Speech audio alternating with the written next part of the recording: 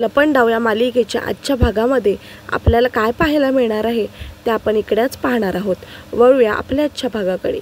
तर इकडे जी सखी आहे ती तर हट्टालाच पेटलेली असते की मी अजिबातच तुमचं ऐकणार नाही, मी काही झालं तरी सुद्धा मी सखी सदन चाळीमध्येच मी माझा साखरपुडा करणार आणि हा माझा फायनल डिसिजन आहे असं म्हणून ती सरकारला सांगत असते। इकडे जे सरकार असतात ते तर मात्र सखीचं काही एक ऐकत नाही। ते म्हणतात मी सरकार आहे तर सगळ्या गोष्टी जे आहे ते तुला माझ्याच ऐकावं लागतील, एवढं मात्र शेवटचं हे तू समजून घे असं म्हणून सरकार हे तिला सांगत असतात। तेव्हा सखी जी असते ती म्हणते की माझं फुल अँड फायनल डिसिजन आहे, मला दुसरीकडे कुठे साखरपुडा करायचंच नाही आहे, हे मी तुला स्पष्ट आणि साधेपणाने सांगून देते, तेव्हा तू माझं ऐक। तर इकडे लगेच सरकार जे आहे ते चिडतात, सखीकडे जातात आणि त्यासोबतच सखीला म्हणतात की तू अजिबातच सुधारणार नाही सखी, कारण की तुला स्टँडर्ड हे काय असतात हे माहिती नाही आहे, ह्या गोष्टीचा तुला अंदाजसुद्धा नाही आहे असं म्हणून जे सरकार असतात ते खरं तर त्यालाच सांगत असतात। तर इकडे जी सखी असते ती तर आता खूपच जास्त खचून गेलेली असते। इकडे सगळेजण हे मात्र त्या दोघींचा तमाशा पाहत असतात की त्या दोघी पण नेमक्या हे करतायत तर काय करतायत असं म्हणून आता सगळ्यांना त्या दोघांचा तो तमाशा पाहायला खरंच मजा येत असते। इकडे सरकार जे असते ते खरंच सखीवरती खूप चिडलेली असते आणि त्यासोबतच सखी जी आहे आता तिचा हात पकडते आणि त्यासोबतच सरकार जे आहे ते तिला म्हणतात की ह्या घरामध्ये जितक्या पण ज्या काही गोष्टी आजपर्यंत झाल्यात सगळ्या माझ्या हिशोबाने झाल्यात, मी जे जे काय म्हणाले तसंच सगळं झालं आहे म्हणून, आणि मी ह्या गोष्टी तुझ्या ऐकील हे अजिबातच तू घेऊ नकोस।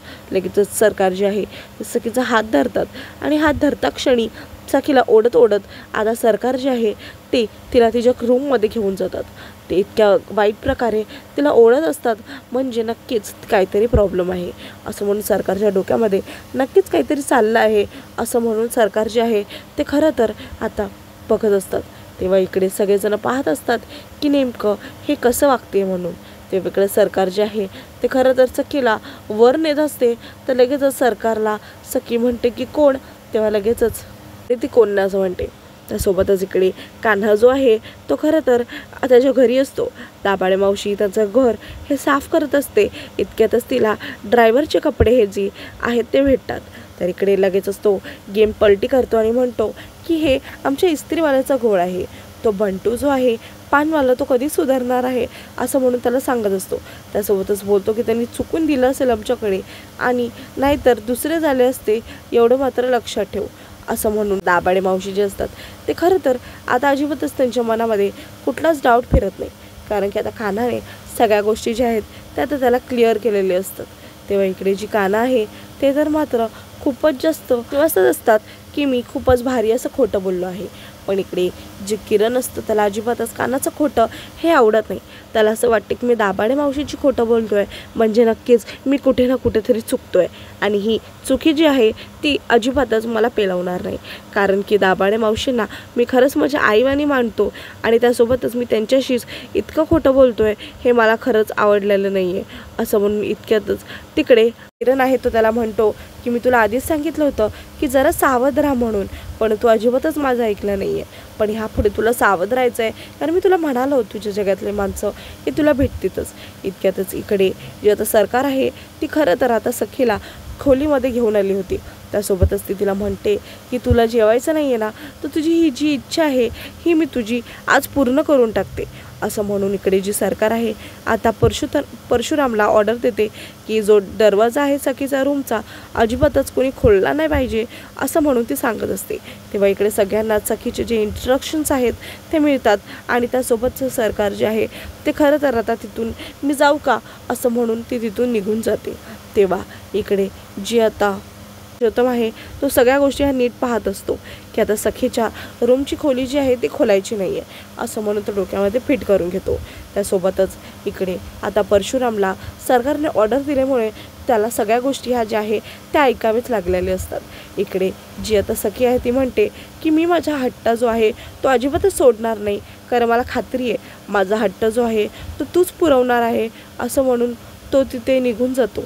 तेव्हा इकडे एक गोष्ट मात्र नक्कीच राहते की सखीला आता ते ठरवलेलं असतं की ती तिच्या आईच्या विरोधातच जाणार आहे, म्हणजे जास्त वेळ हा ह्याच सगळ्या गोष्टींमध्ये जाईल आणि साखरपुडा हा नीट असा होणार नाही असं म्हणून इकडे आता तिला कळतं.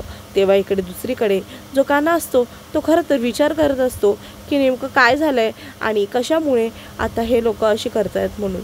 तेव्हा इकडे अचानकच जे मुलं असतात तो खरं तर लहान मुलांना जेवायला दिलेला असतो, पण इकडे लगेचच कुल्फी ही त्याला कॉल करते. हे पाहून कान्हा जो आहे तो थोडासा हादरतो. लगेचच त्याला म्हणतो की काय झालं कुल्फी, बोल पटकन. तेव्हा लगेचच कुल्फी जे खरं आहे ते सगळं कान्हाला सांगून टाकते. कान्हा जो आहे तो खरं तर आता जी गाडी आहे ती पळवतो. त्याला खूपच जास्त अजिबातच भीती वाटत नाही, कारण की कान्हा हा जो आहे त्याने कुल्फीला खूपच जास्त प्रॉमिस केलेलं असतं की 10 मिनटात तिकडे आलो असं म्हणून. कान्हा जो आहे तो 10 मिनटात पोचेल म्हणून तो तिला सांगत असतो. इकडे आता कान्हा म्हणतो की आता सरकारने नेमका कुठला डाव फेकलाय असं म्हणून त्याला कळत नाही. तर इकडे जी सरकार आहे ती उर्मिलाला सांगत असते की माझ्या परमिशनशिवाय आता सखीच्या इकडे कोणीच गेलं नाही पाहिजे किंवा कोणी तिच्याशी बोललं पण नाही पाहिजे असं म्हणून कान्हा हा ठरवतो की आता त्याला सरकारचं नाही ऐकायचं आणि सखीजवळ जायचं आहे. इकडं उर्मिलाला ही जी सरकार आहे ती स्ट्रिक्ट ॲक्शन सांगते की काही झालं तरीसुद्धा तुला तिची तिकडे पाळत ठेवायची आहे आणि तुला अजिबातच तिकडे कोणालाच म्हणजे कोणालाच जाऊ द्यायचं नाही आहे आणि नाही तिला जेवण पण द्यायचं आहे. तिला अशाच उपाशी ठेवायचं आहे आपल्याला, त्याशिवाय तिचं जे डोकं आहे ते अजिबातच ठिकाणावर येणार नाही असं म्हणून सरकार जे असतात ते खरं तर तिला सांगतात. इकडे आता उर्मिला जी आहे ती सरकारचं सगळं बोलणं हे ऐकते आणि लक्षात ठेवते. तेव्हा इकडे जे सरकार असतात ते खरं तर आता चिडलेले असतात. इकडे सखी जी असते ती पण स्वतःशीच आरशामध्ये पाहून काहीतरी आरशावर लिहित असते. त्या आरशावरती लिहिता लिहिता तिला खरं तर तिची जी जुनी आई आहे ते आठवून तिला तर तिची जी नवीन आई आहे ती कशी झाली आहे हे बघून तिला खूपच जास्त राग येत असतो. त्यासोबतच इकडे जी आता सखी असते तिला खूपच जास्त राग येतो, तिला खूपच जास्त ताण येतो. तिला कळत नाही की तिची आई ही तिच्याशी असं का वागते म्हणून, तिची आई ही तिच्याशी असं दुष्ट का वागते आणि त्यासोबतच ती असं भासवते जणू की ती माझी आईच नाही आहे, ती फक्त आणि फक्त सरकार आहे असं म्हणून ती भासवत असते. हे सगळं तर सखी जी आहे ती अजिबातच विसरत नाही. तिच्या सगळ्या गोष्टी ह्या तिच्या लक्षात असतात पण ती सांगू शकत नव्हती. तेव्हा इकडे तिला कळतं की सखीशी सोबत ती खूपच जास्त वाईट वागली आणि आता तर सखीचा साखरपुडा पण आहे जो की आता तिच्या मर्जीने व्हायला पाहिजे, तर तो पण सरकारला नको आहे की माझ्या मर्जीने व्हावा म्हणून असं म्हणून इकडे आता आभाळ कोसळतं आणि त्यासोबतच इकडे जी अनोळखी व्यक्ती आहे ती स्वतःचं रक्त हे काढलेलं असतं. स्वतःच्या हातातून तिचं रक्त वाहत असतं आणि त्या रक्ताच्या हाताने ती खरं तर त्या भिंतीवरती काहीतरी लिहित असते. त्यासोबतच ती समाप्त करून असं काहीतरी लिहित असते आणि त्यासोबतच ती जसं ते लिहिते त्या क्षणी रक्ताचे जे थेंब असतात ते खरं तर आता ते जे असतं ते जमिनीवर पडलेले असतात. हे पाहून मात्र त्यांना काहीच वाटत नाही, पण एक गोष्ट नक्कीच असते की ते रक्ताचे जे थेंब असतात ते खरं तर त्यांचेच असतात, कारण की त्यांनी ते कसे आणि कुठून काढलेले असतात त्यांना कळत नाही. इतक्यातच ते चक्कर येऊन खाली पडतात आणि त्यासोबतच तिकडे असलेले जी नोकर असते, जी सरकारने त्यांची काळजी घ्यायला ठेवलेली असते, ती खरं तर पाहते की नेमकं ह्याला काय झालं ते. तर लगेचच ती जेव्हा पाहते की रक्ताचा हात जो आहे म्हणून, तर लगेचच ती कुठलाही विचार न करता सरकारला कॉल करते. ती सरकारला कॉल करता क्षणी सरकारला सगळ्या गोष्टी ह्या नीट नेमक्यापणे सांगून टाकते. ती खरं तर आधी त्यांना तसं पाहून ही घाबरते, तिला आधी काहीच सुचत नाही. नंतर तिला कळतं की सरकारला कॉल केला पाहिजे म्हणून असं म्हणून ती लगेचच सरकारला कॉल करते आणि त्यासोबतच सरकारला घडलेली सगळी सिच्युएशन जी आहे ती सांगून टाकते. ती सांगते की कसं काय आणि काय झालं ते आणि हाताला नेमकं काय झालं आहे. त्यासोबतच सरकार जे आहे ते खरं तर आता त्याच्यावर चिडतात आणि म्हणतात की अजिबातच कुठे त्यांना बाहेर नेऊ नकोस, त्यांना तिथेच ठेव, मी लगेचच ताबडतोब पोचते असं म्हणून इकडे जे सरकार असतात ते म्हणतात. सरकार आता प्रचंड चिडलेली असतात. तिला आता सरकारला पण राग येतो. तिला असं वाटतं की ही सखी पण अशी वागते आणि त्यासोबत पण ही व्यक्ती पण अशी वागते, नक्की मी कोणाकोणाला सांभाळू असं म्हणून सरकारच्या मनामध्ये सगळे राग असतो. इतक्यातच परशुराम जो आहे तो सरकारकडे येतो आणि म्हणतो की काय झालं सरकार, तुम्ही खूप त्रासात दिसताय असं म्हणून इकडे आता जे सरकार आहे ते म्हणतात की मला थोडं बाहेर जायचं आहे, मला खूपच जास्त महत्त्वाचं काम आहे असं म्हणून सरकार हे परशूला सांगत असतात. सरकार म्हणतात की मी पण येतो, हवं तर तुमची काय मदत होईल तर. तेव्हा इकडे सरकार म्हणतात की मला गाडीच्या किल्ल्या दे, मीच जातो, मला थोडंसं काम आहे म्हणून असं म्हणून सरकार जे आहे ते सांगत असतात.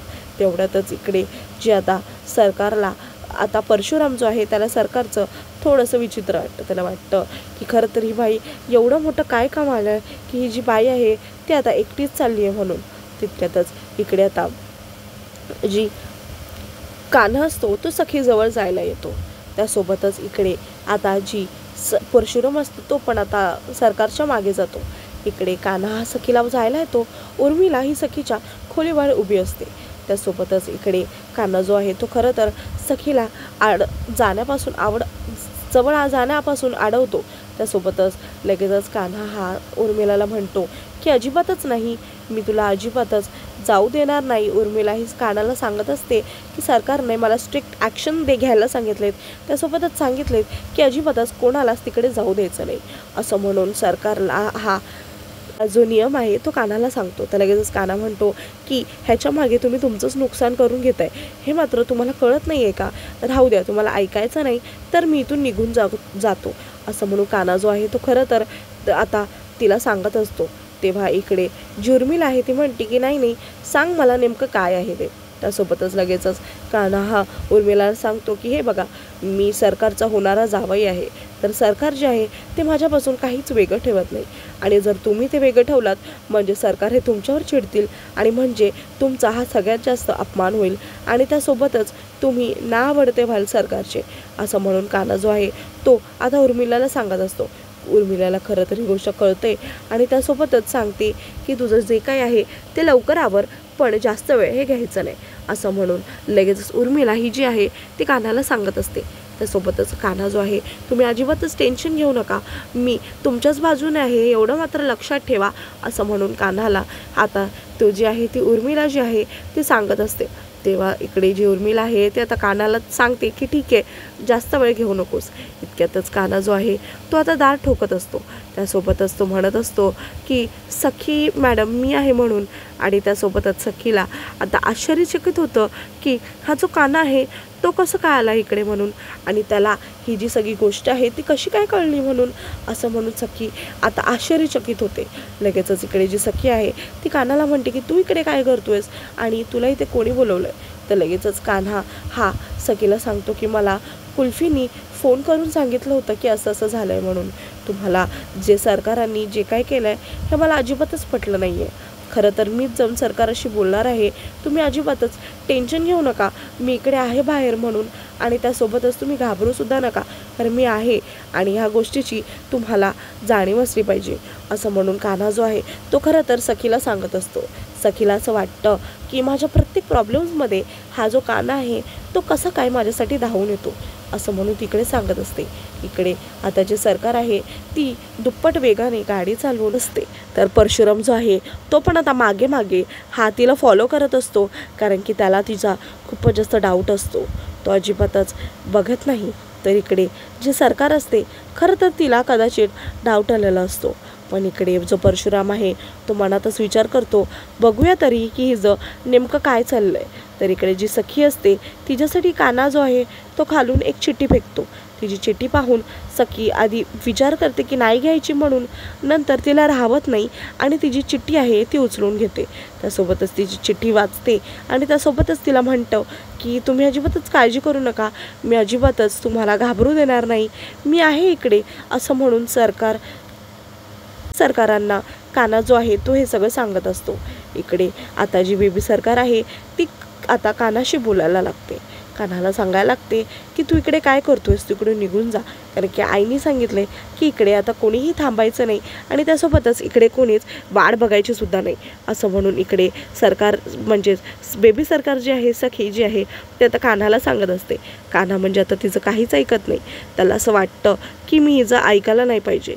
इतक्यातच इकडे जो आता कान्हा आहे तो खरं तर तिला चिठ्ठी हा देतच असतो, पण इकडे जी सखी आहे तिला आता अजिबातच असं वाटतं की कान्हा हा अजिबातच सरकारांना घाबरत नाही वाटतं, म्हणूनच हा इकडे असा आहे असं म्हणून तो सांगत असतो. तेव्हा इकडे जो कान्हा आहे तो म्हणतो की तुम्ही अजिबातच टेन्शन घेऊ नका, कारण मी इकडे आहे म्हणून, आणि मी आता इकडेच असणार आहे एवढं मात्र तुम्ही लक्षात घ्या. कारण की आता तुमचं आणि माझं लग्न ठरलं आहे. तुम्ही ज्या ज्या संकटात राहाल त्या संकटांमध्ये मला तुमच्यासाठी धावत यावंच लागेल असं म्हणून इकडे जो कान्हा असतो तो खरं तर सखीला सांगत असतो. आणि त्यासोबतच आजचा भाग हा इथे संपून जातो.